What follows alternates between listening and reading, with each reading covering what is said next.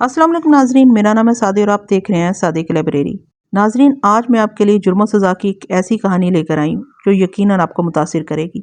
ये कहानी घूमती है तो ऐसे दोस्तों के इर्द गिर्द जिनका काम ही मासूम और भोली भाली लड़कियों की ज़िंदगी तबाह करना था, लेकिन उसका अंजाम क्या हुआ यह सुनकर आप दंग रह जाएंगे। तो कहानी को ज़रूर सुनिएगा। आइए आगाज़ करते हैं।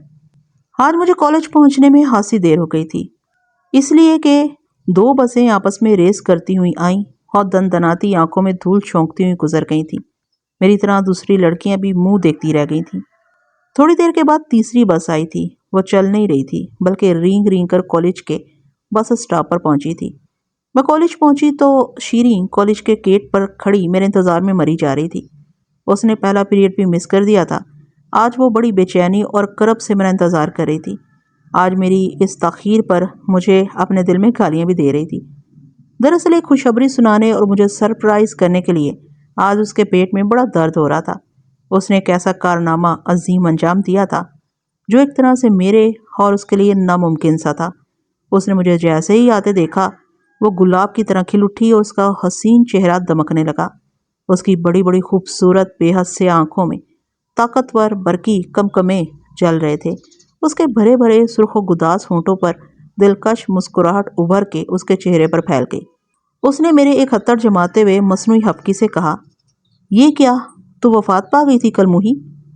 तुम्हारे बाबाजान की दो बसें रेस करती हुई निकल गई थी मेरी जान। मैंने तड़ से जवाब दिया, तेरी ससुराल की बस से आई हूँ, इसलिए देर हो गई। चल, हमने तुझे माफ़ किया। उसके लहजे से अजीब सी सरशारी टपक रही थी। तुझे ये सुनकर खुशी होगी कि मैंने माउंट एवरेस्ट फतह कर लिया है। क्या सादक कमाल वल्द जाज़ब कमाल के इकलौते बेटे से तेरे रिश्ते की बात पक्की हो गई है? मैंने पूछा। उसकी जिस लड़के से बातचीत चल रही थी वो दराज कद था। मैंने उसे देखा हुआ भी था और जानती भी थी। मैंने उसका नाम माउंट एवरेस्ट रख दिया था। वेरी गुड, तुम मेरी तरफ से दिली मुबारकबाद कबूल करो। तुझे जब देखो मेरे रिश्ते और शादी की फिक्र पड़ी रहती है। जलील कमीनी मुर्दार, खुदा करे तेरी शादी जल्द हो जाए और तू 11 बरस में 13 बच्चों की माँ बन जाए। फिर उसने मेरी चुटकी ले ली। तेरी फिक्र ना करूं तो फिर किसकी करूं बेटी? मैंने बड़ी बुढ़ियों के अंदाज में एक लंबी सांस ली। तू अब जवान हो चुकी है। तेरा मस्ती भरा शबाब मेरी नींदें खराब किए हुए है। तू सीने पर चट्टान का बोझ महसूस होती है। ज़माने से बड़ा डर लगता है। सोचती हूँ जल्दी से तेरे हाथ पीले कर दूं। अच्छा अच्छा, ज़रा चोंच बंद कर। उसने तवक्कुफ करके किताबों के बीच से दो दरमियाना साइज के लिफाफे निकाले। फिर उन्हें अपनी बाएं की चुटकियों में पकड़ के मेरी नज़रों के सामने लहराने लगी। उसकी बाछें खिली जा रही थी। जानती हो ये क्या है? किसके दावतनामे हैं? कहाँ से आए हैं ये दावतनामे? मैंने जहन पर जोर दिया। ख्याली घोड़े दौड़ाए, कुछ समझ में ना आया। मैंने उसे छेड़ने की गरज से कहा, तुम्हारे स्मार्ट बाबाजान की दूसरी शादी का दावतनामा होगा। मेरे बाबाजान की नहीं, तेरे अब्बा हजूर की चौथी शादी का दावतनामा है। उसने लिफाफे मेरे सर पर मारे। ये दावतनामा है वैरायटी शो का, जो एक 4 स्टार होटल में हो रहा है। बहुत शानदार प्रोग्राम है। उसमें फिल्म, टेलीविजन, स्टेज के नामवर फनकार भी शिरकत कर रहे हैं। सच? मैं हैरत और खुशी से उछल पड़ी। चूंकि हम एक कुंज में तन्हा बैठी थीं, इसलिए मैंने उसका मुंह चूम लिया। ये किसने दिए हैं दावतनामे? कहाँ से मिले हैं ये? तुझे आम खाने से मतलब है या पेड़ गिरने से? वो अपना रुखसार साफ करती हुई बोली, तुझे वैरायटी शो में चलना है तो माँ बदौलत के पैर दबाने होंगे। चलूंगी मलिका आलिया, हर कीमत पर चलूंगी। कनीज हर खिदमत के लिए तैयार है, मैंने पुरजोश लहजे में कहा। जिंदगी में पहली बार तो उन फनकारों के करीब से देखने का मौका मिल रहा है। मगर क्या तुम्हारी अम्मी जान, बाबा जान इस प्रोग्राम में जाने की इजाज़त दे देंगे? उसने सवालिया नज़रों से देखा। ये प्रोग्राम रात 8-9 बजे शुरू होगा। अम्मी जान? मेरा सारा जोश सर्द पड़ गया। मैं मायूसी और फिक्र के अथाह समंदर में डूब गई। मेरी अम्मी अब्बू से कहीं ज़्यादा सख्तगीर मिजाज की हैं। वो तो हरगिज़ इजाज़त ना देंगी। मेरे घर वाले इजाज़त तो दे देंगे, लेकिन उनकी ये शर्त होगी कि मैं रात 9 बजे घर पर रहूं। वो बोली, मगर ये कैसे मुमकिन है? प्रोग्राम 8-9 बजे से पहले शुरू ना होगा। इसके लिए कोई नादर तदबीर सोचना होगी, वरना हम हाथ मलते रह जाएंगे। मैंने अफसरदगी से कहा, फिर ऐसा सुनहरा मौका नहीं मिलेगा। हम इस मसले पर सोचते हैं इसलिए कि ये प्रोग्राम रात 1-2 बजे से पहले ख़त्म नहीं होगा। उस वक्त तक घर से बाहर रहने की इजाज़त कैसे मिलेगी? तीसरा पीरियड खाली था। हम दोनों लॉन में आकर बैठ गईं। हमारी क्लास की कुछ लड़कियां हमारे करीब बैठकर बातें करने लगी। उनमें से एक लड़की ने मुझसे पूछा, क्यों कौसर, तुम रक्षंदा की मेहंदी में आ रही हो ना? उसने सारी क्लास को सख्ती से ताकीद की है कि ज़रूर आएँ ताकि लड़के वालों से सख्त मुकाबला किया जाए। اس کی مہندی کس روز ہے؟ میں نے بے دلی سے پوچھا۔ جمعرات کے روز، اس نے جواب دیا۔ اس نے بلایا تو رات 8 بجے ہے، لیکن میں تو 10 بجے تک پہنچوں گی۔ جلدی جا کر کیا کرنا ہے؟ شیری نے اچانک میرا بازو پکڑ کر مجھے اٹھایا اور ایک گوشے میں لے گئی۔ میری جان، مسئلہ کشمیر حل ہو گیا۔ کیا مطلب؟ میں اسے حیرت بھری نظروں سے دیکھنے لگی۔ میں اس کی بات کا مطلب نہیں سمجھی تھی۔ رخشندہ کی جمعرات کے روز مہندی ہے، اس روز ویرائٹی شو بھی ہے، لہٰذا بات بن گئی۔ شیری چٹکی بجاتی ہوئی بولی۔ امی شاید ہی مہندی کی تقریب میں جانے کی اجازت دیں۔ میں نے سوچتے ہوئے کہا، اس لیے کہ وہ رخشندہ کو نہیں جانتی ہیں، وہ کبھی ہمارے گھر نہیں آئی ہے۔ تم اس کی فکر مت کرو۔ شیری مسکرائی۔ میں کل شام تمہارے ہاں آؤں گی، تمہاری امی سے مل کر کہوں گی کہ رخشندہ میری کزن ہے۔ کالج کی لڑکیاں اور تمام سہیلیاں اس تقریب میں شرکت کر رہی ہیں۔ مہندی کی تقریب زوردار طریقے سے منائی جا رہی ہے۔ اگر کوثر نے شرکت نہیں کی تو ہم سب کو لطف نہیں آئے گا۔ آپ بھیج دیں، میں اسے واپس پہنچا جاؤں گی۔ رات دیر ہو جائے تو آپ فکر نہ کریں، مہندی کی تقریب میں کسی نہ کسی وجہ سے دیر ہو جاتی ہے۔ دوسرے دن شیری نے میرے پاس آ کر میری امی سے بات کی۔ وہ میرے ہاں کبھی کبھار آتی رہتی تھی۔ امی اسے بہت پسند کرتی تھیں۔ پہلے تو امی راضی نہ ہوئی، اس لیے کہ وہ رخشندہ اس کے گھر والوں کو جانتی نہ تھی۔ شیری نے جب انہیں بتایا کہ اس کی سگی پھوپھی زاد بہن ہے، بہت منت سماجت کی، تو وہ راضی ہو گئی۔ صرف انہوں نے ایک دن کی حامی بھری۔ انہوں نے کہا کہ دوسرے دن لڑکے کے ہاں جو مہندی جائے گی اس میں وہ مجھے نہیں بھیجیں گی۔ میں خوشی سے پھولی نہیں سمائی۔ مجھے امی کی طرف سے اجازت ملنے کی 1% بھی امید نہ تھی۔ دوسرے دن کالج سے واپسی پر مجھے رخشندہ کے ہاں مہندی میں جانے کے لیے شیری کی والدہ سے شیری کی شرکت کی اجازت لینے جانا پڑا۔ شیری کی والدہ نے تو فوراً ہی اجازت دے دی۔ میرے اور شیری کے گھر کے ماحول میں بڑا فرق تھا۔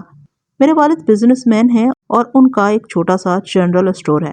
میری والدہ بہت تیز اور سخت مزاج کی خاتون ہے۔ مجھ سے ایک بڑی بہن ہے، ان کی شادی ہو چکی ہے، ان کے 3 بچے ہیں۔ مجھ سے چھوٹے 2 بھائی ہیں۔ ایک بھائی نے میٹرک پاس کر لیا تو اسے دکان پر بٹھا لیا، اس لیے کہ اسے تعلیم سے زیادہ کرکٹ سے دلچسپی ہو گئی تھی۔ وہ پڑھنے میں ایک دم ناکارہ تھا۔ اس نے میٹرک بھی نقل کر کے پاس کیا تھا۔ سب سے چھوٹے بھائی کو تعلیم سے جنون کی حد تک شوق تھا، وہ بڑا ہو کر ڈاکٹر بننا چاہتا تھا۔ میں نے جوانی کی دہلیز پار کر کے شباب کی حدود میں قدم رکھا، قیامت سی آ گئی تھی۔ آسودگی، بے فکری اور اچھے کھانے پینے کی وجہ سے میری اٹھان بڑے غضب کی تھی۔ میرے والد دراز قد تھے، اس وجہ سے میں بھی دراز قد اور متناسب بدن کی دراز قد کی وجہ سے میں غیر معمولی طور پر پرکشش دکھائی دیتی تھی۔ سرا فساد قد ہی کا تھا۔ شیری اور میری سہیلیاں بڑی حسرت سے کہتی تھی کہ تم کشش کے خزانے سے مالا مال ہو، تمہارے نیم و ہونٹوں سے تپش ابلتی ہے، تمہارا ابلتا شباب بڑا خطرناک ہے، تم گھر سے زیادہ نہ نکلا کرو، کہیں ایسا نہ ہو کہ کہیں کوئی تمہیں لوٹنے کے ارادے سے اٹھا کر نہ لے جائے۔ میری رنگت سرخ و سفید تھی۔ میں رنگت کے لحاظ سے اپنی امی پر گئی تھی۔ میرے نقش و نگار بھی بڑے تیکھے تیکھے سے تھے، غرض یہ کہ میں ہر لحاظ سے بہت حسین، پرشباب، بے حد پرکشش اور غیر معمولی لڑکی تھی۔ مہندی کی تقریب میں جانے کے بہانے میں نے اپنا سب سے اچھا جوڑا پہنا۔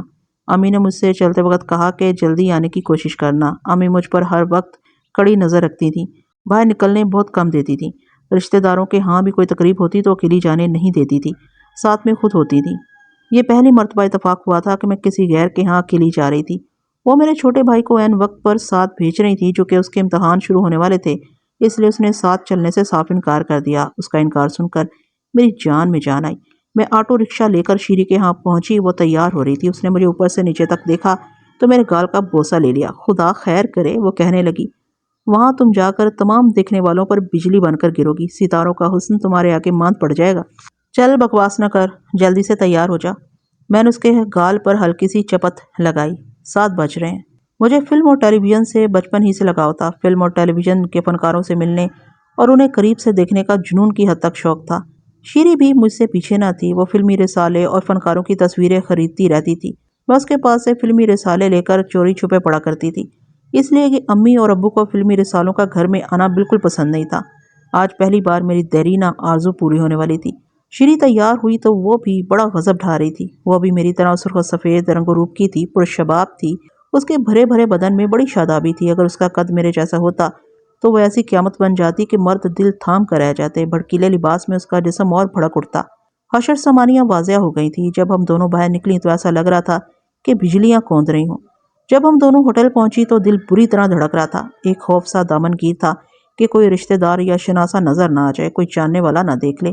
کسی نے دیکھ لیا تو میرا جو حشر ہوگا، مجھے اس کا اندازہ تھا۔ والدہ نہ صرف مار مار کر میرا بھرکس نکال دیتی بلکہ مجھے کالج سے بھی نکال دیتی۔ میں ان کی اور اپنی نظروں میں ذلیل و خوار ہو کر رہ جاتی۔ میں نے کبھی اتنا بڑا اور سنگین جھوٹ نہیں بولا تھا۔ شیری دعوت ناموں کے ساتھ یہ خبر بھی لائی تھی کہ فلم سٹار ندیم خاص طور پر لاہور سے اس ویرائٹی پروگرام میں شرکت کے لیے آ رہے ہیں۔ ہم دونوں کو ندیم سے ملنے کا ازحد اشتیاق تھا۔ ہم دونوں آٹوگراف بکس بھی لے کر آئی تھیں تاکہ فنکاروں کے آٹوگراف لے سکیں اور کالج میں لڑکیوں کو دکھا کر سرپرائز کر سکیں۔ ہوٹل کے باہر شائقین کا ایک بہت بڑا ہجوم جمع تھا اپنے پسندیدہ فنکاروں کے دیدار کے لیے۔ اس پروگرام میں شرکت کرنے کے لیے لوگ جوک در جوک آ رہے تھے۔ لڑکے، لڑکیاں، مرد اور عورتوں کا بھپنا رش تھا۔ جن شائقین کے ہاتھوں میں ٹکٹ اور دعوت نامے تھے وہ بہت خوش تھے اور ان کے چہرے دمک رہے تھے۔ وہ اپنے آپ کو بہت خوش نصیب سمجھ رہے تھے۔ داخلی دروازے پر بہت رش تھا۔ ویرائٹی شو کے منتظمین کی بے پرواہی کی وجہ سے بڑی بد انتظامی نظر آ رہی تھی۔ میں نے دروازے کی طرف بڑھتے ہوئے شیری سے کہا، ندیم سے میری ملاقات ہو جائے اور اس کا آٹوگراف مل جائے تو میں اپنے آپ کو دنیا کی سب سے خوش قسمت لڑکی سمجھوں گی۔ ندیم میرا بھی تو خواب اور آئیڈیل ہے، شیری بولی۔ آج ہم دونوں اسے ہر قیمت پر مل کر جائیں گی۔ میں بھی یہی چاہتی ہوں کہ اپنے پسندیدہ اور عظیم اداکار کے ساتھ کچھ لمحات گزاروں۔ کاش یہ لمحات میسر آ جائیں، میں نے بڑی حسرت سے کہا۔ ہم دونوں داخلی دروازے کے پاس سے چند قدم پر کھڑی تھیں، اس لیے کہ بغیر ٹکٹ اور دعوت نامے بن بلائے مہمان اندر داخل ہونے کی کوشش کر رہے تھے۔ پولیس انہیں وہاں سے ہٹانے کی کوشش کر رہی تھی۔ دھکم پیل الگ ہو رہی تھی۔ لڑکیوں اور عورتوں کو اس بات کا ذرا بھی احساس نہیں ہو رہا تھا کہ ان کے ساتھ کیسی بدتمیزی کی جا رہی ہے۔ وہ اندر داخل ہونے کے لیے مری جا رہی تھیں۔ ہم سے ایک گز پر دو جوان مرد آ کر کھڑے ہو گئے۔ ان دونوں کی پشت ہماری طرف تھی اور ان میں سے ایک تو کالی پینٹ اور سفید شرٹ میں تھا۔ وہ سمارٹ اور وجیح تھا۔ اس کی بھری بھری فرینچ کٹ ٹائپ داڑھی تھی جو پورے چہرے پر پھیلی ہوئی تھی۔ مونچھیں گھنی بھی تھی اور لمبی بھی تھیں۔ دوسرا شخص دراز قد، مضبوط اور کسرتی بدن کا تھا، کڑیل جوان تھا، خوبصورت اور وجیح بھی تھا۔ بغیر داڑھی والے نے اپنے ساتھی سے کہا، یار ظفر، تم یہاں کس لیے آئے ہو؟ ندیم صاحب جبکہ تمہارے گھر پر ٹھہرے ہوئے ہیں۔ میں ندیم صاحب کے منتظمین کا ایک پیغام دینے آیا ہوں کہ وہ آج اس شو میں شرکت نہیں کریں گے، ان کی طبیعت کچھ ٹھیک نہیں ہے۔ ندیم صاحب تمہارے ہاں کب تک ٹھہریں گے؟ اس نے پوچھا۔ وہ کل دوپہر تک ہیں، باریش شخص ظفر نے جواب دیا۔ تم ایسا کرو ساجد، تم منتظمین کو فلم سٹار ندیم صاحب کا پیغام پہنچا دو، میں گھر جا رہا ہوں، وہ میرے انتظار میں بور ہو رہے ہوں گے۔ اچھا بائی بائی۔ وہ واپس جانے کے لیے مڑا۔ اس نے ہماری طرف دیکھنا بھی گوارا نہیں کیا۔ ان دونوں کی باتیں سن کر ہم دونوں نے حیرت سے ایک دوسرے کی شکلیں دیکھیں۔ وہ کار پارکنگ کی طرف آہستہ سا جا رہا تھا۔ میں نے شیری سے پوچھا، تمہارا کیا خیال ہے؟ یہ جو ظفر صاحب جا رہے ہیں، ان سے کہیں کہ ہم ندیم سے ملنا چاہتے ہیں، آپ ہمیں ملا سکتے ہیں، پھر ہمیں اس ویرائٹی شو کو خدا حافظ کہنا ہوگا۔ شیری بولی، یہ قربانی دینے کے لیے تیار ہو؟ لعنت بھیجو ویرائٹی پروگرام پر، میں نے سرگوشی میں کہا۔ ایک عظیم فنکار سے تنہائی میں ملنے کا ایسا سنہرا موقع پھر کبھی مل سکے گا؟ نہیں، شیری نے اپنا سر ہلایا۔ یہ کیا ضروری ہے کہ یہ ظفر صاحب ہمیں ندیم سے ملائیں؟ ہم ان کے کوئی سگے تو نہیں ہیں۔ ان سے باتیں کر کے کوشش کر دیکھنے میں کیا حرج ہے؟ مجھے امید ہے کہ تم جیسی کافر کی درخواست کو وہ رد نہ کریں گے۔ میں نے اس کا بازو پکڑ کر کھینچا۔ ہم دونوں اس شخص کے پیچھے لپکے۔ وہ شخص میری نظروں کی گرفت میں تھا۔ میں نے اسے اپنی نگاہوں سے اوجھل ہونے نہیں دیا۔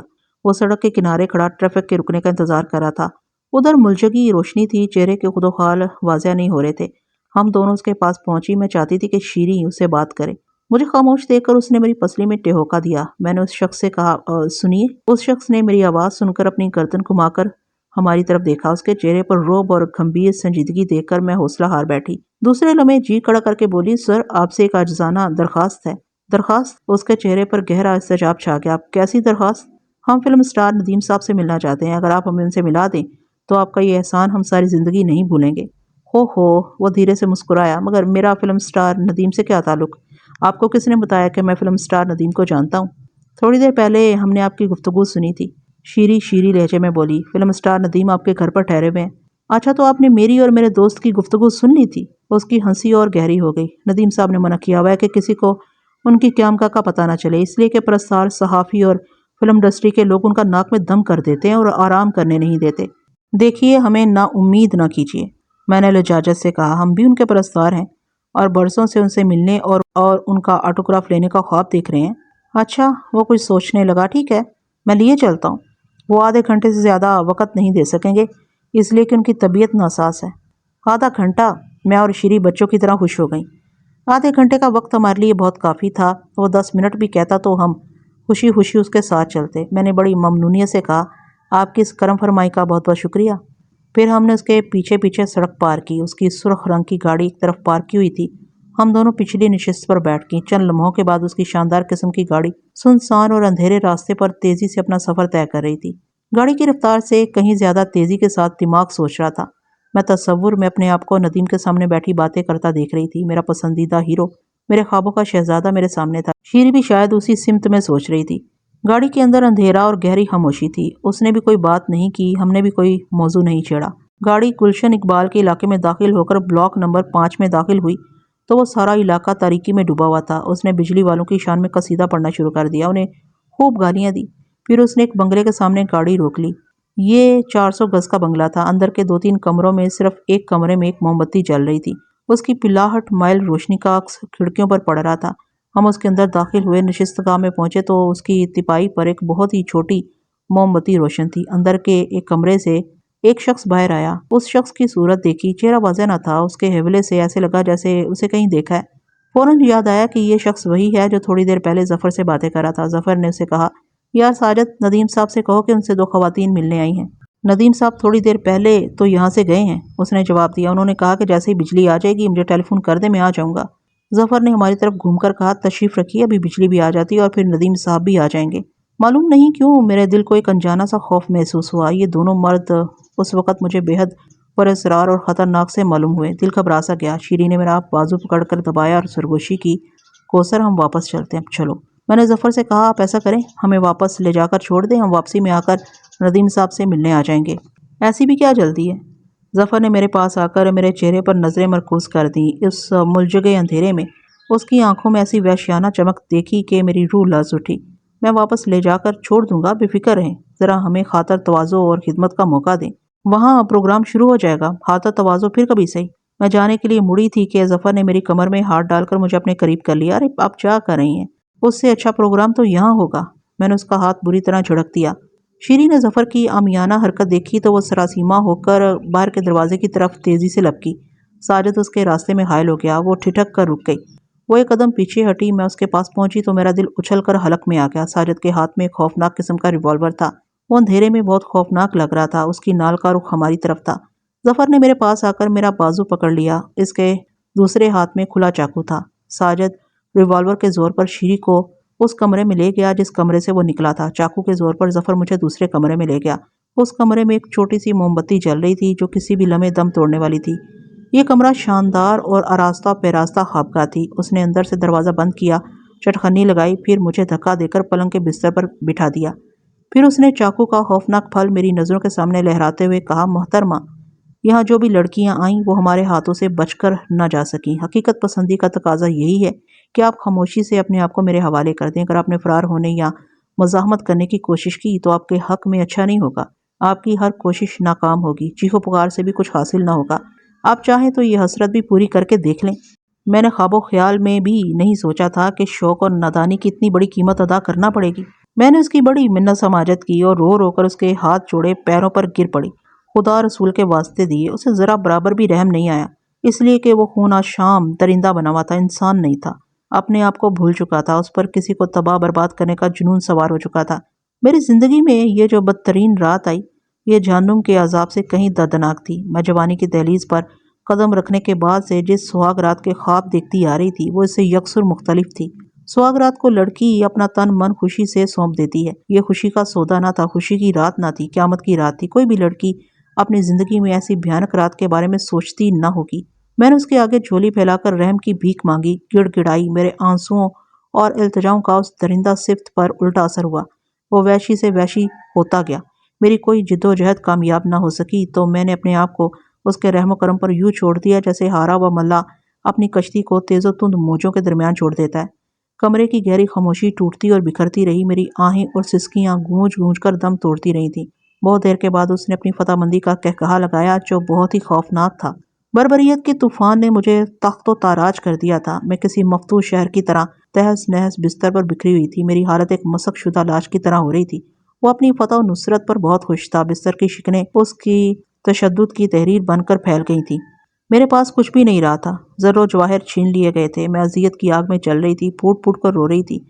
اندھا دھند خوابوں کے پیچھے بھاگنے کی سزا یہ ملی تھی کہ اب میرے پاس آنسوؤں کے خزانے کے سوا کچھ نہیں رہا تھا۔ اب ساری زندگی اپنے نصیب کو رونا رہ گیا تھا۔ مجھ میں ہلنے جلنے کی سکت تک نہ رہی تھی۔ میں کسی سرد لاش کی طرح بے جان پڑی تھی۔ جوڑ جوڑ درد کر رہا تھا۔ وہ کرسی پر بیٹھا میری طرف دیکھ رہا تھا، اپنی فتح مندی پر ہنس رہا تھا۔ ملجگے اندھیرے میں اس کا چہرہ کسی بھیڑیے کی طرح لگ رہا تھا۔ میں چاہ رہی تھی کہ وہ کمرے سے نکلے تو میں بستر سے نکلوں، پھر اچانک مجھے بیچاری شیری کا خیال آیا۔ اس کا حشر بھی وہی ہوا تھا جو میرا ہوا تھا۔ وہ درندہ صفت کے ہاتھوں سے کیسے بچ سکتی تھی؟ تھوڑی دیر کے بعد دروازہ کھلا تو ساجد اندر داخل ہوا۔ اندھیرے کی وجہ سے اس کے چہرے کو پڑھ نہ سکی۔ اس نے سرگوشی کے انداز میں کوئی بات ظفر سے کہی تو اس کے لہجے میں سرشاری تھی، فتح مندی کی جھلک تھی۔ دونوں نے مل کر کسی بات پر کہا لگایا۔ ظفر نے کہا، یار ایسا شاندار شکار کبھی ملا ہے نہ ملے گا۔ ایسے شکار تو قسمت والوں کو ملتے ہیں، کیا ہم تبادلے کے پابند نہیں ہیں؟ کیوں نہیں؟ ظفر کرسی پر سے اٹھتے ہوئے بولا، تم میرا چارج لو، جا کر میں تمہارا چارج سنبھالتا ہوں۔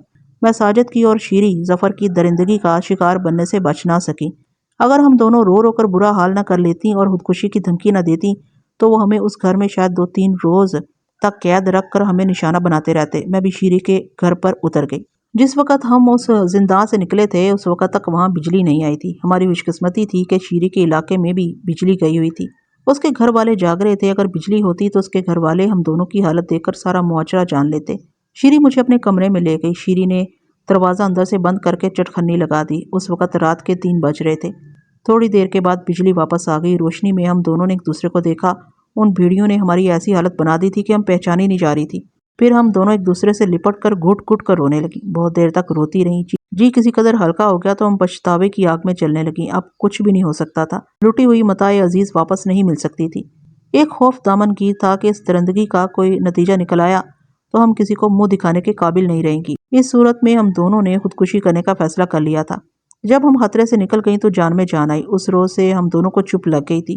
اس واقعے نے ہماری خوشیوں کو دیمک کی طرح چاٹ لیا تھا۔ دل میں ایک ایسی پھانس گڑ گئی تھی کہ وہ ساری زندگی نکل نہ سکتی تھی۔ اپنی ساری توجہ تعلیم پر مرکوز کر دی تھی۔ 2 برس کا عرصہ گزر گیا۔ میں نے اور شیری نے گریجویشن کر لیا۔ شیری کی شادی ہو گئی۔ وہ سعودی عرب چلی گئی۔ میرے لیے ایک اعلیٰ گھرانے سے رشتہ آیا۔ لڑکا کسی پرائیویٹ کمپنی میں مینیجر تھا۔ اتفاق سے اس کا نام بھی ظفر تھا۔ میں اس کا نام سن کر بری طرح چونکی۔ کہیں یہ وہی ظفر تو نہیں ہے؟ اس کی تصویر دیکھی تو دل کو اطمینان سا ہوا۔ یہ ظفر کلین شیو تھا۔ ابو اور میرے بہنوں ہی نے اس کے بارے میں جو معلومات حاصل کی تھیں اس کے مطابق یہ بہت شریف قسم کا لڑکا تھا۔ فی زمانہ ایسے شریف اور اچھے لڑکے چراغ ڈھونڈنے سے بھی نہیں ملتے تھے۔ ظفر کا رشتہ منظور کر لیا گیا۔ 2 مہینے کے بعد اس سے میری شادی ہو گئی۔ ویسے مجھے اس شخص سے شادی کرنے کا بڑا دکھ تھا، اس لیے کہ اس کی امانت میرے پاس نہیں رہی تھی۔ اس میں خیانت ہو چکی تھی۔ یہ شادی اسے دھوکہ دینے کے مترادف تھی۔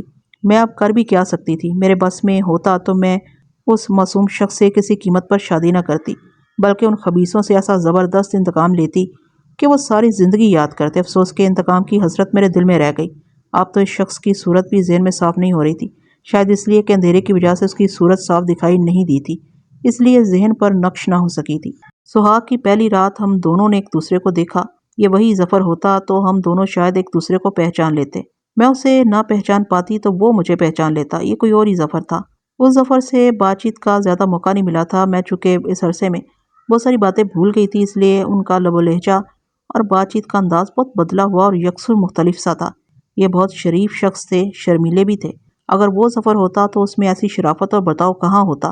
وہ اپنے مزاج سرشاری کے لمحات میں اپنی حرکات و سکنات سے ظاہر ہو جاتا۔ میرے دل میں خلش کا ایک خنجر سا پیوست ہو گیا کہ آخر ان کا کیا قصور جو ان کی جھولی میں ایک داغدار پھل ڈال دیا گیا۔ میری سزا یہ تھی کہ میری شادی کسی بدکار شخص سے کر دی جاتی۔ ظفر کا کھاتا پیتا گھرانہ تھا۔ ایک طرح سے یہ لوگ بہت ماڈرن بھی تھے۔ میری ایک ہی نند تھی جس کا نام رخسانہ تھا۔ وہ انٹر سائنس کی طالبہ تھی۔ اسے تعلیم سے زیادہ سیر و تفریح اور فلموں کا بے انتہا شوق تھا۔ نت نئے فیشن کے ملبوسات، فیشن اور میک اپ کا تو جنون تھا اسے، اور اس میں کوئی شک بھی نہیں تھا کہ وہ بہت حسین و جمیل، نازک اندام، پرکشش اور قیامت خیز شباب کی مالک تھی۔ والدین نے اسے ایک گاڑی لے کر دے رکھی تھی۔ وہ آئے دن گھر اور ہوٹلوں میں اپنی سہیلیوں کو دعوتیں دیتی رہتی تھی۔ 1 مہینے کے عرصے میں نے اس کا دل جیت لیا تو وہ میری نند کم سہیلی زیادہ بن گئی۔ اس لیے بھی کہ میں نے کبھی اس کے ذاتی معاملات میں دخل نہیں دیا تھا۔ جب کبھی بھی اس نے کسی تقریب میں پہن کر جانے کے لیے میرا سب سے اچھا سوٹ مانگا تو میں نے انکار نہیں کیا بلکہ خوشی خوشی دے دیا۔ وہ اکثر راتوں کو 10-11 بجے کے بعد گھر لوٹتی تھی۔ میں اسے بڑے پیار اور محبت سے سمجھاتی تھی کہ حالات اچھے نہیں ہیں، خصوصاً ایک حسین اور نوجوان لڑکی کا اکیلے دیر سے گھر آنا مناسب نہیں۔ وہ میری اس بات کا برا نہیں مناتی تھی، مجھ سے کہتی تھی کہ آئندہ خیال رکھوں گی۔ وہ کبھی اپنا وعدہ نبھا نہ سکی، شاید اس لیے بھی کہ اس کی سہیلیاں نوجوان اور آزاد خیال تھیں۔ اس کی ایک خاص سہیلی تھی جس کا نام مونا تھا۔ وہ لڑکی کبھی مجھے ایک آنکھ نہ پائی۔ وہ ان معنوں میں اچھی لڑکی نہیں تھی کہ اسے تعلیم سے زیادہ فلموں اور لڑکوں کی دوستی کا جنون تھا۔ وہ ان کے ہمراہ سیر و تفریح کرتی پھرتی تھی۔ وہ جوان تھی اور رخسانہ سے کم حسین نہ تھی، پرشباب اور غیر معمولی پرکشش تھی۔ ایک روز दोपहर के वक्त रुखसाना अपने घर वालों की तस्वीरों का एल्बम लेकर मेरे कमरे में आ गई। वो मुझे अपने खानदान के एक लड़के की तस्वीर दिखाना चाहती थी जिससे उसके वालिदैन उसकी शादी करना चाहते थे। एक सफ़े पर मैंने 4-5 तस्वीरों में से एक तस्वीर देखी तो मेरा कलेजा मुंह को आ गया। एक लम्हे के लिए सर चकराया और आंखों के सामने अंधेरा सा छा गया। इस एल्बम में उस भेड़िए की तस्वीर थी जिसने मुझे और शीरी को तबाह किया था।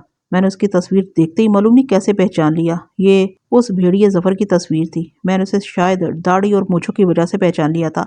उसकी तस्वीर देखते ही वो बदतरीन वाकया मेरे ज़हन में ताज़ा होने लगा। मैंने खुद पर किस तरह काबू पाया मेरा दिल ही जानता था। मेरी नसों में लहू उबलने लगा था। नफरत और गुस्से से मेरी बुरी हालत हो रही थी। मैंने पूछा, ये किसकी तस्वीर है? भाईजान की। उसने हैरत से मेरी तरफ देखा। आपने भाईजान को नहीं पहचाना? हैरत है, 2 साल पहले ये दाढ़ी मूछ रखते थे। शादी से 4-6 माह पहले उन्होंने अपनी दाढ़ी मूछ मुड़वा दी। मुझ पर बिजली सी आ गिरी। मैं सख्ते किसी हालत में उस तस्वीर को देखती रही। फिर उसने एक और सफ़ा उल्टा तो उस सफ़े पर साजिद और जफर की एक साथ खींची हुई तस्वीर थी। मैंने उसे साजिद की तस्वीर के बारे में पूछा, ये किस ज़ात शरीफ की तस्वीर है? ये मोना के भाईजान है, इनका नाम साजिद हुसैन है। भाईजान के सबसे ज़्यादा गहरे दोस्त हैं, मगर वो यहाँ एक मरतबा भी नहीं आए। वो कोई 1 बरस से अमेरिका में मुलाजमत कर रहे हैं। मोना बता रही थी कि 10-15 दिन में वो 1 महीने की छुट्टी पर आने वाले हैं। थोड़ी देर के बाद रुखसाना एल्बम लेकर चली गई, मगर मैं शदीद हैरत में मुब्तला हो गई। यकीन आने वाली बात ना थी कि जफ़र ने मुझे नहीं पहचाना। शायद इसलिए वो मुझे पहचान ना सका कि बिजली जाने की वजह से ब्लैकआउट का सा समा था। हम दोनों ने इन दरिंदों को अपने नाम गलत बताए थे। और फिर मैं उस रात शीरी के घर पर उतर गई थी। चूँकि उसकी ज़िंदगी में बहुत सारी लड़कियां आई थीं, शायद इसीलिए उसे मेरी सूरत याद नहीं रही थी। दूसरी तरफ मुझे बेइंतहा खुशी हो रही थी कि मैं उसी शख्स के पल्ले बंध गई जिसने मेरी इज्जत तबाह की थी, मेरी नामूस को खाक में मिला दिया था। कुदरत का भी अजीब निज़ाम है कि जो बोता है वो काटता है। उस जलील और कमीने शख्स ने सिर्फ मुझे ही बर्बाद करने पर इक्तफा नहीं किया था, बल्कि मुझे साजिद के हवाले कर दिया था। साजिद भेड़िए ने भी मुझे नहीं बख्शा था और उसने शीरी को भी तबाह बर्बाद किया था। मैं उसके दोस्त के हाथों सितम का निशाना बनी थी और उसकी बीवी बन गई थी। मैंने एक लम्हे के लिए सोचा कि ये बात जफ़र के लब में आएगी तो उसे कैसी अजियत होगी, ऐसी दर्दनाक अजियत जिसकी आँख में 2 साल से जल्दी आ रही थी।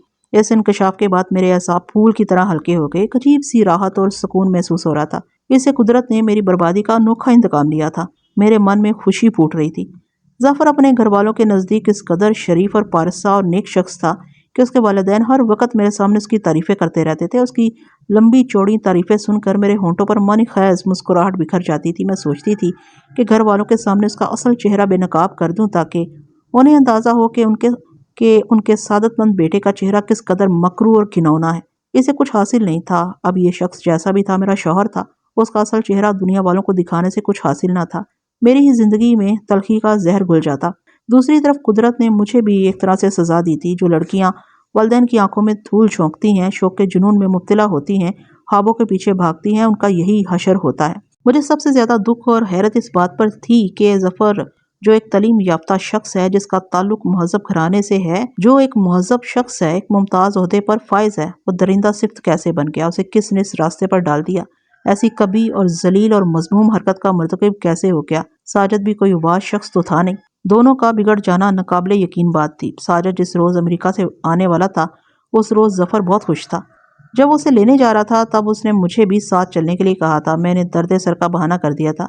मैं साजिद से सामना नहीं करना चाहती थी। मेरे दिल ने कहा था कि बेवकूफ़ तू कब तक अपने आप को उसका सामना करने से बचाती रहेगी? तेरी शादी की तस्वीरें उस तक पहुंच चुकी हैं, इस बात का इम्कान नहीं कि वो तुझे पहचान ले। उस रात के अंधेरे ने दोनों को धोखे में डाल दिया। वो भी तुझे जफ़र की तरह पहचान नहीं सकेगा। पहचान भी लेगा तो तुम्हारा कुछ नहीं बिगाड़ सकेगा। पहचान कर भी अनजान रहेगा, इसलिए कि अब तुम उसके दोस्त की बीवी हो। दूसरे दिन साजिद आया तो मेरे लिए बहुत सारे तोहफ़े लाया था। उसने भी मुझे पहचाना नहीं था। मैं चाहती थी कि वो मुझे पहचान ले, अपने दोस्त को बताए। जो तूफान खड़ा हो सकता था, मैं उसका मुकाबला करना चाहती थी। उन दोनों की असलियत दुनिया वालों को बताना चाहती थी। एक बहुत बड़ा तूफान खामोशी से गुजर गया था। एक रोज़ साजिद का टेलीफोन आया। जफ़र उससे बातें कर रहा था। जफ़र कह रहा था, यार तुम्हारे जाने के बाद कोई एडवेंचर नहीं हुआ। कोई एडवेंचर होना चाहिए। एडवेंचर में जो लुत्फ है वो किसी और बात में कहाँ। तुम शाम को मिलो तो फिर कोई प्रोग्राम बनाते हैं। वो दोनों फिर पुरानी यादों को ताज़ा करना चाहते थे, इसलिए कि उनके मुंह खून लग चुका था। वो क्या एडवेंचर करते, रुखसाना और मोना के साथ ऐसा ही एडवेंचर हो गया।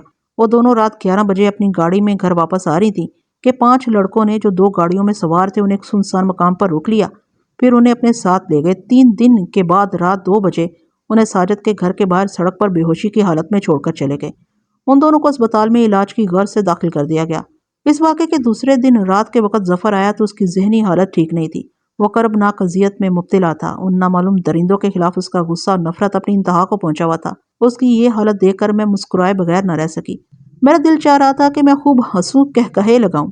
ایسی ہی اذیت سے تو میں بھی گزری تھی۔ ایک ایک لمحہ میرے لیے کیسا سہانے روح تھا، معلوم نہیں کیوں مجھ سے رہا نہیں گیا۔ میں نے اسے پوچھا، آپ کے ایڈونچر کا پروگرام کیا رہا؟ کون سا ایڈونچر؟ ظفر بری طرح چونک پڑا۔ اس نے ششدر ہو کر میری شکل دیکھی۔ اس کے چہرے کا رنگ اڑ گیا۔ وہی ایڈونچر جس کے بارے میں ایک روز ٹیلی فون پر آپ اور ساجد پروگرام بنا رہے تھے؟ میں زیر لب مسکرائی۔ تم نے ہماری گفتگو سنی تھی؟ ان کے لہجے میں شدید غصہ تھا۔ صرف آپ کی باتیں سنی تھی؟ آپ نے میرے سامنے تو اس سے باتیں کی تھی۔ یہ تمہیں اس ناوقت ایڈونچر کا خیال کیوں آ گیا؟ اس کی آواز میں تندی سی آ گئی تھی۔ اس لیے کہ آپ کی اور آپ کی دوست کی بہن کے ساتھ جو ایڈونچر ہوا ہے اس کی وجہ سے۔ میری زبان سے بلا ارادہ نکل گیا۔ کیا کہا؟ ان کا چہرہ لال بھبوکا ہو گیا، آنکھیں شعلے برسانے لگی۔ تم اس وحشیانہ اور بے حرمتی کے واقعے کو ایڈونچر کہہ رہی ہو؟ اسے ایڈونچر کہا جاتا ہے؟ ان درندوں نے میری اور میرے دوست کی بہن کی عزت لوٹ لی۔ ان کے ساتھ جو درندگی کی ہے اس کی وجہ سے وہ اسپتال میں زیر علاج ہے۔ ان کی بربادی کو ایڈونچر کا نام دے رہی ہو؟ اس لیے کہ جب کوئی بہادر مرد کسی کمزور لڑکی کی عزت اور ناموس کو جبر و زیادتی سے درندگی کا نشانہ بناتا ہے تو اسے ایڈونچر کا نام دیتا ہے۔ میں ایک ہی سانس میں کہہ گئی، اس لیے میں بھی اس بدترین واقعے کو ایڈونچر کا نام دے رہی ہوں۔ لڑکیوں کو اغوا کر کے ان کے ساتھ زیادتی کرنا بچوں کا کھیل تو نہیں ہے۔ کیوں؟ تم نے یہ کیا بکواس لگا رکھی ہے؟ وہ حیرت، نفرت اور غصے سے دھاڑا۔ تمہاری عقل ٹھکانے پر ہے؟ میں نے ایک عام سی بات کہی ہے، اس میں برا ماننے کی کیا بات ہے؟ میں اس کے غصے کو نظر انداز کرتے ہوئے مسکرائی۔ برا نہ مانوں تو کیا خوشی سے ناچنے لگوں؟ وہ برا فروختہ ہو گیا۔ اس لذا خیز واقعے پر میرا دل خون کے آنسو رو رہا ہے۔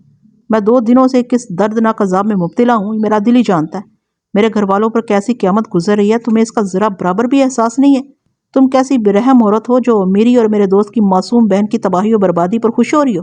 یہ تم زخموں پر مرہم رکھنے کی بجائے نمک چھڑک رہی ہو۔ اس کا چہرہ سرخ ہو گیا۔ اس کی لال لال آنکھوں سے مجھے ایک خوف سا آنے لگا۔ آپ نے کبھی ان معصوم لڑکیوں کے بارے میں بھی سوچا جو آپ کے ایڈونچر کا نشانہ بنی تھیں؟ ان کے اور ان کے والدین کے صدمے، عذاب اور دردناک اذیت کا بھی احساس ہوا تھا؟ آخر وہ لڑکیاں بھی تو کسی نہ کسی کی بہنیں اور بیٹیاں تھیں، اسی طرح جس طرح رخسانہ اور مونا ہے۔ وہ اپنی جگہ سے اس طرح اچھلا جیسے اسے بجلی کا سنسنا دینے والا جھٹکا لگا ہو۔ اس کے چہرے کا رنگ سفید پڑتا چلا گیا۔ اس کی پھٹی پھٹی آنکھوں سے خوف چھانکنے لگا۔ وہ دوسرے لمحے سنبھل کر ترختے لہجے میں بولا، تمہیں شرم نہیں آتی اپنے شوہر اور ایک شریف النفس آدمی پر اتنی بڑی تہمت لگاتے ہوئے؟ ذلیل عورت! اس کے آخری الفاظ سن کر مجھے ایسے لگا جیسے اس نے میرے وجود پر دہکتا ہوا انگارہ رکھ دیا ہو۔ یہ موقع نہیں تھا نفرت، حقارت اور غصے کے اظہار کا۔ میں اسے آئینہ دکھانا چاہتی تھی تاکہ اس میں وہ اپنا اصل چہرہ دیکھ لے۔ ایسا موقع پھر کبھی مل نہیں سکتا تھا۔ میں کسی پاگل کے انداز میں ہنس پڑی۔ میرے سرتاج اعظم، آپ کے دوست کے امریکہ جانے اور آپ کی شادی کی وجہ سے آپ کے ایڈونچر اور فتوحات کا سلسلہ رک گیا تھا۔ آپ کے عظیم کارنامے اتنے اور ایسے زبردست ہیں کہ اس پر ایک ذہین ناول لکھا جا سکتا ہے۔ تمہارے پاس اس کا کیا ثبوت ہے؟ اس کی آواز گلے میں اٹکنے لگی۔ تم کوئی گواہ پیش کر سکتی ہو؟ اگر تم نے اس تہمت کو ثابت نہیں کیا، گواہ پیش نہیں کیے، تو میں تمہاری جان لے لوں گا۔ ثبوت تو میں خود ہوں اور میری سہیلی بھی ہے جو اس وقت ملک میں نہیں ہے۔ میری سہیلی بھی گواہ ہے، میرا خدا بھی گواہ ہے، آپ کا دل بھی گواہ ہے، سب سے بڑھ کر آپ کا دوست گواہ ہے۔ آپ کو کتنے گواہ چاہیے جانے عزیز؟ میں استہزائی لہجے میں کہنے لگی۔ حیرت کی بات ہے کہ آپ نے مجھے نہیں پہچانا، آپ کے دوست نے بھی نہیں پہچانا۔ ایک ایسی حسین اور پرشباب لڑکی کو جس سے ایک بار ملنے کے بعد اسے آسانی سے برسوں تک بھلایا نہ جا سکے، آپ نے اس روز مجھ سے کہا تھا کہ میں تمہیں ساری زندگی بھلا نہ سکوں گا۔ یہ کب کی بات ہے؟ وہ تھوک نکلنے لگا۔ 2 سال پہلے کی بات ہے، میں اسے بتانے لگی۔ اس رات کی بات جب ایک ہوٹل میں فلم اور ٹیلی ویژن کے فنکاروں کا ویرائٹی شو تھا۔ آپ مجھے اور میری سہیلی کو فلم سٹار ندیم سے ملانے کے بہانے ایک بنگلے پر لے کر پہنچے تھے۔ اتفاق سے اس علاقے کی بجلی گئی ہوئی تھی۔ اسلحے کے زور پر ہمیں بے بس کر دیا گیا۔ اس پر سکتہ سا چھا گیا۔ اس کی زبان گنگ سی ہو گئی تھی، ایسے لگ رہا تھا کہ وہ قوت گویائی سے محروم ہو گیا ہے۔ میں نے اس کے وجود پر ایک اور انگارہ رکھ دیا۔ شاید آپ بھولے نہیں ہوں گے، آپ نے میری سہیلی کے ساتھ اور آپ کے عزیز دوست نے میرے ساتھ منہ کالا کیا تھا۔ آپ کو یاد آیا میرے سرتاج عزیز؟ اس رات تم نہیں تھی؟ وہ چونک کر بولا۔ اس کی حالت مردے سے بھی بدتر ہو رہی تھی۔ ان لڑکیوں میں سے ایک کا نام تبسم اور دوسری کا نبیلہ تھا۔ ہم دونوں نے اپنے وہ نام رکھ لیے تھے جو دعوت نامے پر لکھے ہوئے تھے۔ میں استہزائی انداز سے مسکرائی۔ خدا کا شکر ہے کہ آپ کو اپنا ایڈونچر یاد آ گیا۔ ہو میرے خدا! اس نے اپنا سر دونوں ہاتھوں سے تھام لیا۔ اس وقت آپ کو خدا یاد نہیں آیا جب میں نے خدا اور رسول کے واسطے دیے تھے؟ میں غضبناک ہو کر پھنکاری اور پھر اس کے زخموں پر نمک چھڑکنے لگی۔ دیکھا آپ نے، خدا کے ہاں دیر ہے اندھیر نہیں۔ اپنے نہ جانے کتنے برسوں تک کتنی معصوم لڑکیوں، بیٹیوں اور بہنوں کی عزتوں کو تباہ و برباد کیا۔ آج اسی طرح آپ کی بہن کو کسی نے کسی قابل نہیں رکھا۔ یہ قدرت کا انتہائی انتقام ہے میرے سرتاج۔ آپ اس بات کو شاید بھول گئے تھے کہ جیسی کرنی ویسی بھرنی۔ بند کرو بکواس، وہ پاگلوں کے انداز سے چیخا۔ تم میرے زخموں پر نمک چھڑک رہی ہو۔ کیا آپ چاہتے ہیں کہ ان پر مرہم لگاؤں؟ میں آپ کو کسی قیمت پر بخشوں گی نہیں۔ میں بھی آپ سے انتقام لوں گی۔ آپ نے عورت کا بدن دیکھا، اس کی محبت دیکھی، اب تم اس کی نفرت اور انتقام بھی دیکھو گے۔ میری نظروں کے سامنے سے ہٹ جاؤ، دفع ہو جاؤ، وہ جانی لہجے میں بولا۔ میں آپ کے عزیز از جان دوست ساجد کو بھی اس ایڈونچر کے بارے میں بتانا چاہتی ہوں۔ ہاں، آپ نے کتنی محبت سے مجھے اس رات اس کے حوالے کیا تھا۔ میں نے سنا ہے کہ وہ اس صدمے کی وجہ سے 1-2 دن بے ہوش رہا ہے۔ اب تو وہ بالکل ٹھیک ہے نا؟ کوثر، اس کے منہ سے کف نکلنے لگا، اس کی آنکھوں میں خون اتر آیا۔ 3 دن تک اس کی ذہنی حالت بڑی ابتر رہی اور وہ ایسی دردناک اذیت میں مبتلا رہا کہ اس کے والدین پریشان ہو گئے۔